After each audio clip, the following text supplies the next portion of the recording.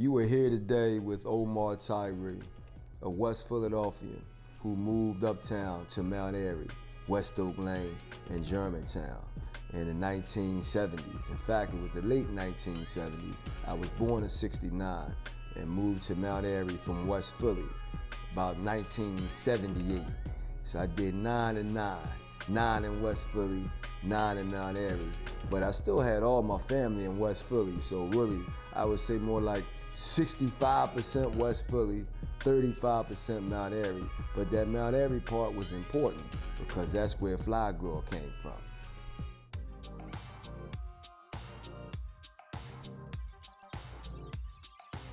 But that was the place up there in Mount Airy, West Oak Lane, Germantown, where Fly Girl came into play, because by the time I got to be a teenager, I couldn't be no nappy-headed, peasy West Philly hard rock dude. I had to get fly and sophisticated with a haircut. And this haircut right here, this style, man, we call them high tapers or whatever you call them in Philly, round tapers. Then we had the block haircut in Philly. It's like the same style we had in the 80s, man. It's no lie. This is how we rocked it.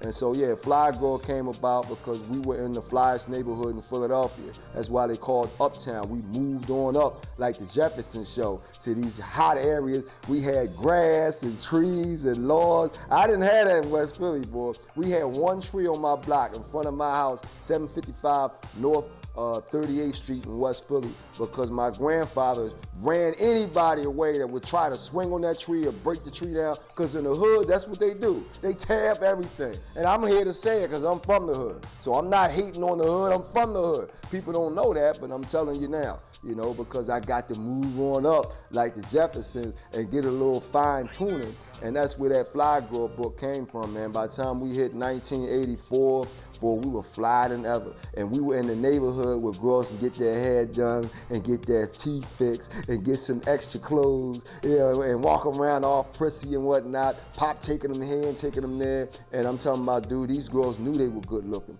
And guys were coming from all over the city to talk to these Mount Airy, West Oak Lane, and Germantown girls. And I happen to live there already. And so I wanted to write about that, man, and just capture it in a book. And it became a legendary book. Now we want to make it a legendary film. And when I shoot that film, I'm telling you now, I'm going to have the finest girls you ever seen in your life, and I'm going to have the pretty boys in there too, because in Mount Airy, we wanted to look good, we still wanted to fight, we wanted to be athletes, and everything else. I mean, these Philly dudes wanted to be everything. They wasn't feminine at all. That people get that whole idea that, oh, you live in Uptown. Dude, them dudes was fighting everything. It was like a daggone, what they call it, a reputation of fight.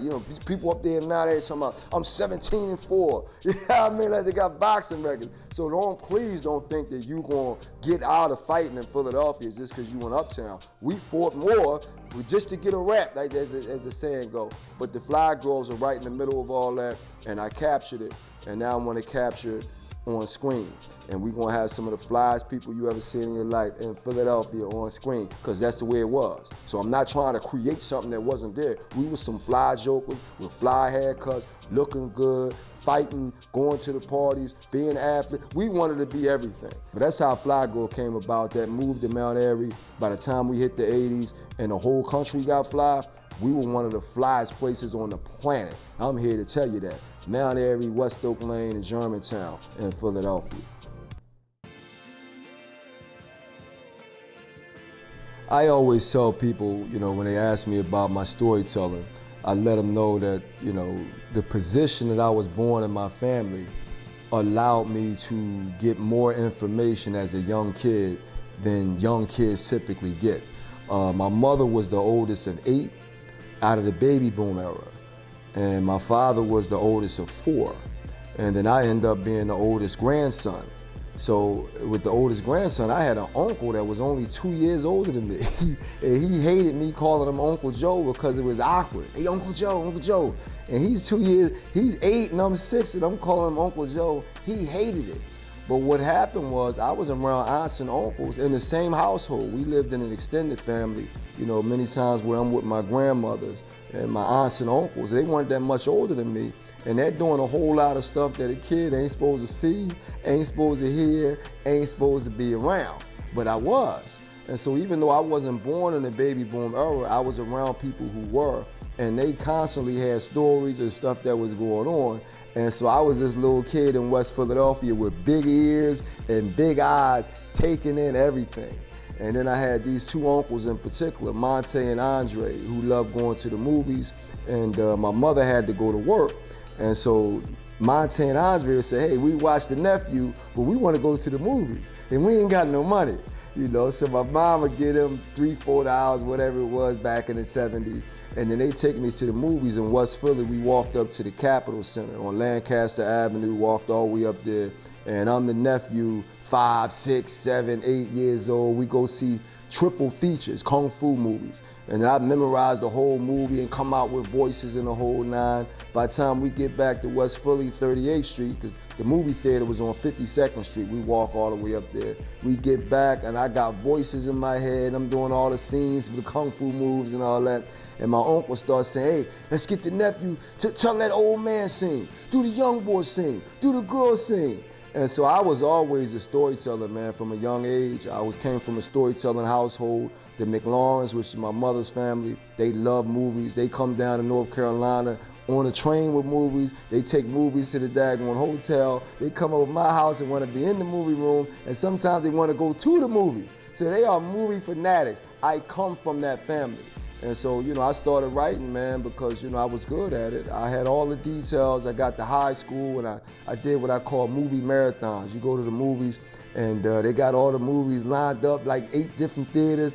I'm not paying for 5 or 6 of them. I'm gonna go in there and pay for one, and you sneak in the next movie, sneak in the next. So I go to the movie 12 noon and come out like 8 o'clock. I saw 4 movies, and my friends like, yo, man, I'm not doing that no more. We wanna go to the mall, we wanna talk to some girls. And I'm like, them girls still gonna be there when we come out of the movies at 8. Then we gonna go to the party. So I'm not gonna miss anything. Y'all in here scared of them girls anyway. You know, so I was the dude that had all the details, all the storytelling, and it kept going. And once I got to the college level and I learned how to write the stories instead of being verbal, because most black people are verbal with it, they're telling stories verbally, you know, just like you do in music, just like a storyteller would do in any hood. But I started writing them down once I got to college, and they asked me about my writing skills and wanted to see what the writing skills were. And that's where I first started writing, you know, my stories. And then had the idea that, you know, I can write entire books, and started from there. But I was always a storyteller, dude. It's just a gift that I had. I come from a storytelling family, and now I'm transitioning from the book telling to the music. I've been doing that, and then the movies, I did a couple movies already. I'm about to do bigger ones, more movies. So that storytelling thing, man, is just in me. I was born with it, and I didn't run away from it. You got a lot of people that's coulda, woulda, shoulda people. I became what I was supposed to be.